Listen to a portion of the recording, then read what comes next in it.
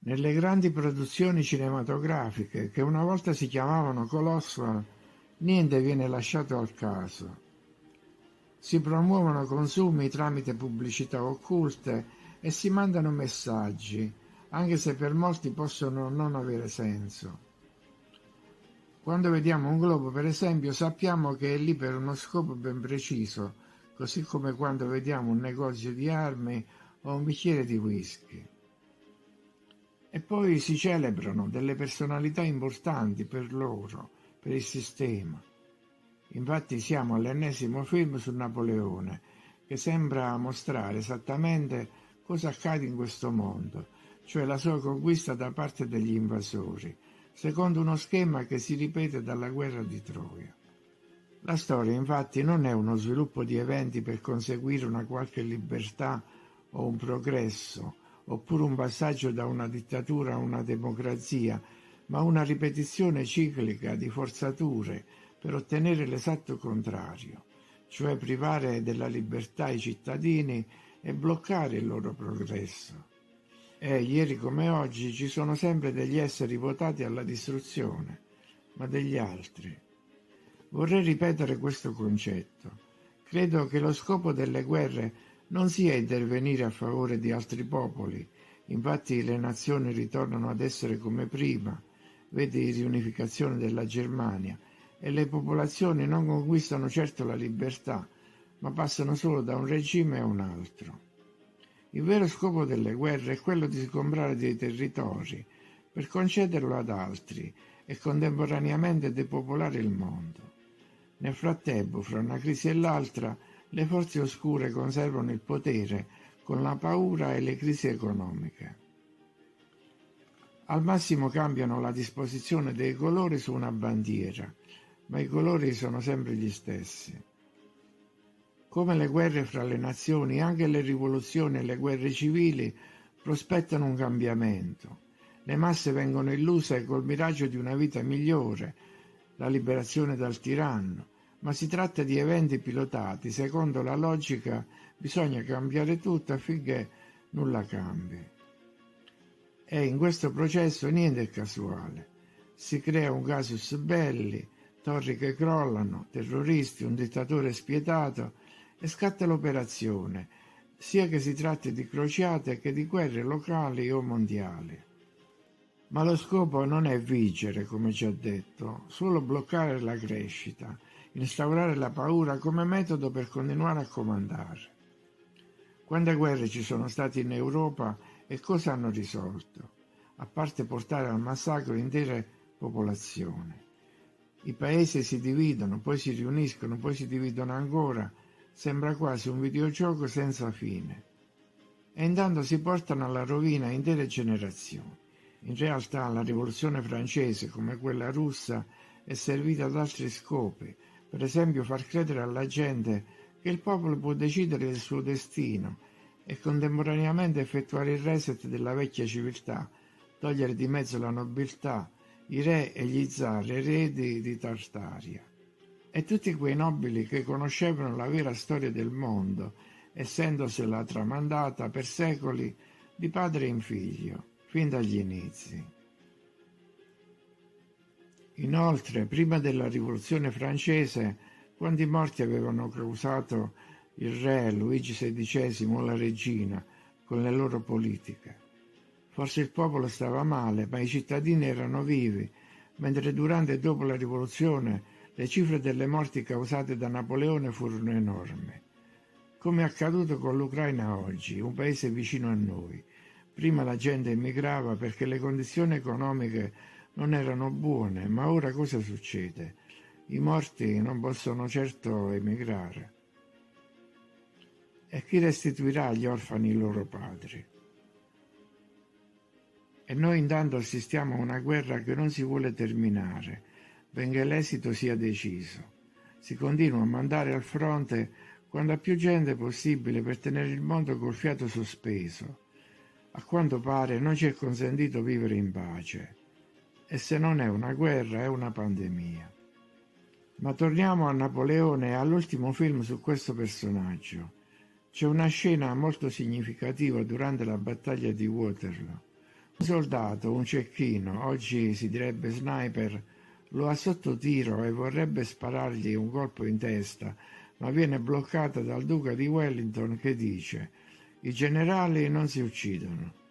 Oggi come ieri, infatti, i generali se ne stanno al caldo e i soldati muoiono nella neve. I leader si tengono lontani dalla morte. Questa è una ricompensa per il loro lavoro e la loro appartenenza al sistema.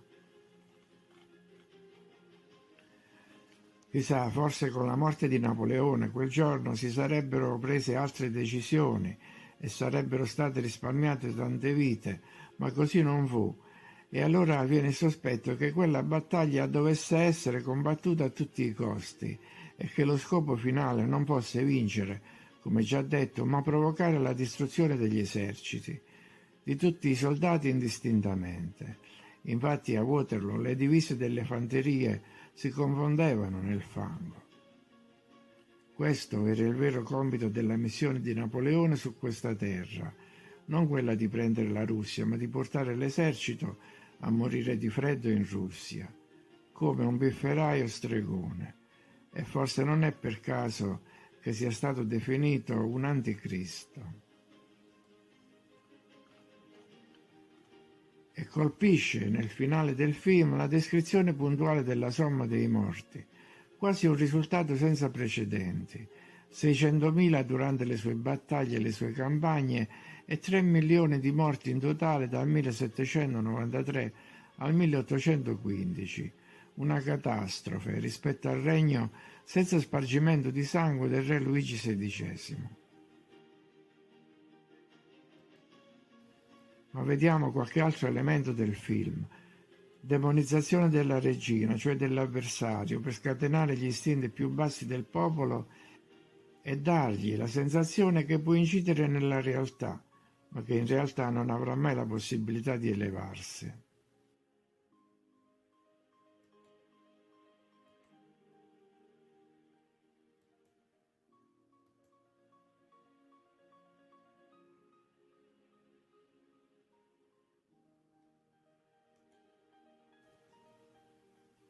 Subito dopo viene scelto qualcuno, lo si arruola e gli vengono conferiti poteri che da solo non riuscirebbe mai ad avere. Il personaggio opera in prima persona, ma gli ordini vengono da un'altra parte. Proprio come accade oggi vicino a noi, si sostituisce un potere con un altro, ma alla fine vincono sempre i banchieri che avevano finanziato contemporaneamente sia gli inglesi che i francesi. Che ci sia una completa indifferenza delle élite nei confronti del popolo si coglie nella scena in cui, dopo che i poteri occulti hanno provocato la rivoluzione e dopo aver portato al vertice Napoleone, questo stesso non esita a sparare sulla popolazione civile, proprio quella popolazione per la cui emancipazione era stata fatta la rivoluzione, ma che ora non serve più e deve tornare nei recinti.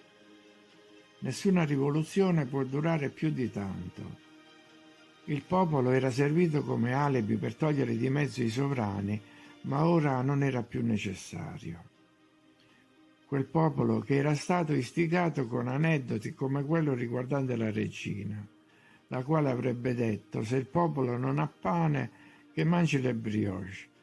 Si tratta di Maria Antonietta d'Asburgo-Lorena, l'ultima regina di Francia del cosiddetto vecchio regime, ghigliottinata in piazza della Concordia a Parigi il 16 ottobre del 1793, moglie di Luigi XVI, sovrano per diritto divino, il quale era un sovrano abbastanza amato dal popolo.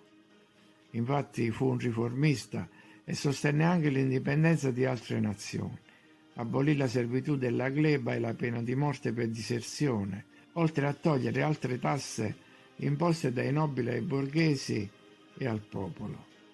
Inoltre aveva tentato di migliorare le finanze della Francia nominando ministri adeguati.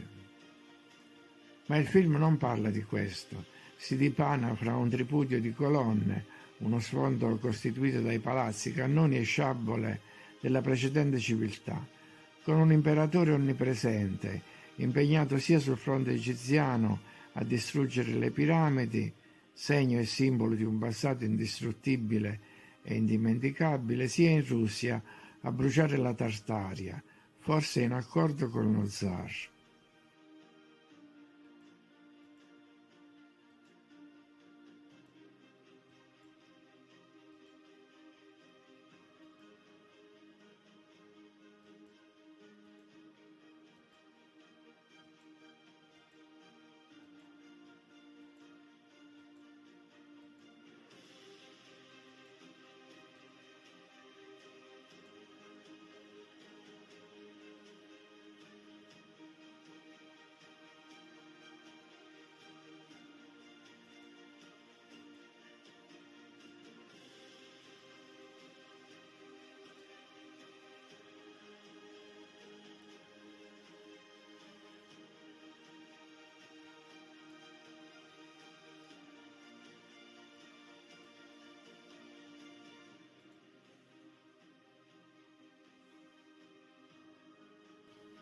Il film si conclude con l'esilio dorato a Sant'Elena, all'ombra della scala di Giacobbe, la biblica scala che giungeva fino al cielo. Per l'ultimo viaggio fu scelta per lui la nave Bellerofonte, un capolavoro nautico ufficialmente uscito da modesti cantieri, ma probabilmente appartenuta anch'essa, come i palazzi, alla precedente civiltà, e poi ribattezzata con questo nuovo nome. Chi era Bellerofonte? Era Ipponoo, l'uccisore della chimera, che prima aveva ucciso il fratello Bellero e in seguito venne chiamato Bellerofonte, letteralmente uccisore di Bellero. Insomma, aveva ucciso il fratello e ne aveva preso il nome.